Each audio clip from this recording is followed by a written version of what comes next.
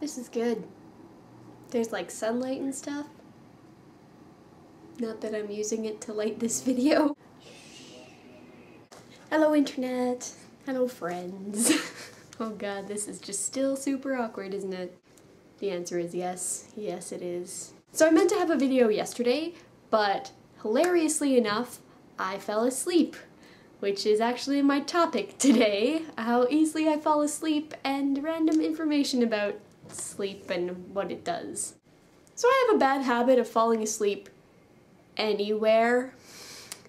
I used to sleep in most of my university classes, so the fact that I finished school and with good grades to boot is really just miraculous. I shouldn't have.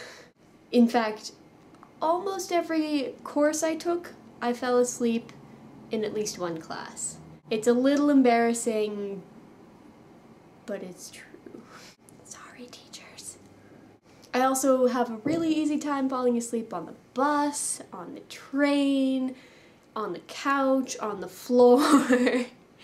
There was one time in junior high, possibly even high school, when I sat down on the floor to pet my cat, and then I woke up a couple hours later when my dad came home and found me lying on the floor, curled around where the cat was sitting before he got home. The cat wasn't even there anymore because he was a jerk. When I was growing up, my mom was a sleep technologist, and that led to me having some really random knowledge about sleep. For example, there are, well, back in the 90s, they thought of sleep as having 4 cycles and then the REM cycle.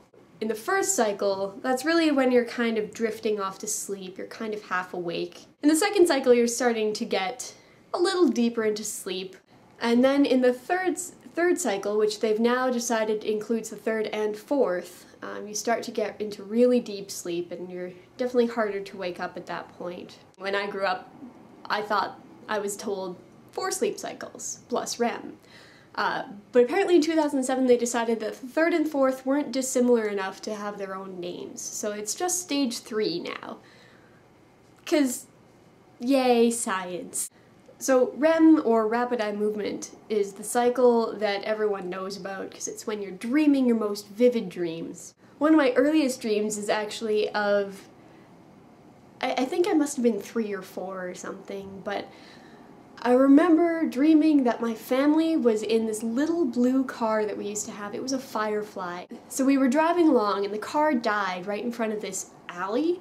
And so we had to walk down this alley for whatever reason, and at the other end there was this big cliff, and the devil was waiting for us, and I had to go hide in the bushes while my family fought the devil, and it was crazy.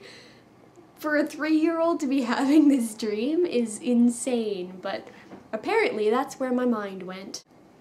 Some other cool things that happen when you're sleeping are things like sleep paralysis and lucid dreaming. So in REM, your body locks down in order to stop yourself from falling out of bed or running into things or what have you when you're dreaming, because obviously if it didn't lock down, you might have a dream of running off a cliff and then run into a wall, and that would suck. So sleep paralysis is what happens when that paralysis from the REM sleep starts early during your stage 1, when you're still coming back out of the deeper sleep. So it can lead to things like you starting to wake up and you're mostly awake, but your body is still frozen. And it's a really terrifying experience, and I really hope you never have to have it, because having had it a couple times, it's no good. Some other things you may have experienced when you're trying to sleep are hypnagogic hallucinations. For example, the Tetris effect, which is when you've been doing something repetitive visually or even physically, and as you're trying to fall asleep, you start to remember it. I get that sometimes, embarrassingly enough, when I've been playing Minesweeper a lot, and then I imagine a Minesweeper board as I'm falling asleep. Yeah, it's embarrassing. Recently I've also had the Tetris effect for swing dancing, actually. I've been taking some lessons, and as I start to fall asleep, I'll imagine dancing, which gets me really tense and not very sleepy. Yay! Another hypnagogic hallucination includes lucid dreaming, in which you're just awake enough to control your dreams. So I don't get that personally, but a lot of people apparently think it's really fun. The advantage of having a mom who works in sleep therapy is that she had some pretty useful advice to give about naps. The first rule for napping that I ever got was make sure that it's either 20 minutes or at least an hour and a half. Because with 20 minutes, you get a little bit of stage 1, but you don't end up falling into the deeper sleep that makes it really hard to wake up. And with an hour and a half, you get through a full cycle, 1 to 4 and a bit of REM, and then you can wake up. I usually stick with the 20-minute rule just because it is a lot easier to wake up after 20 minutes than it is after an hour and a half, I find. Because if I'm sleeping for an hour and a half, chances are good it ends up being 3 hours plus. And at that point, you might as well just go to bed. Which I never do.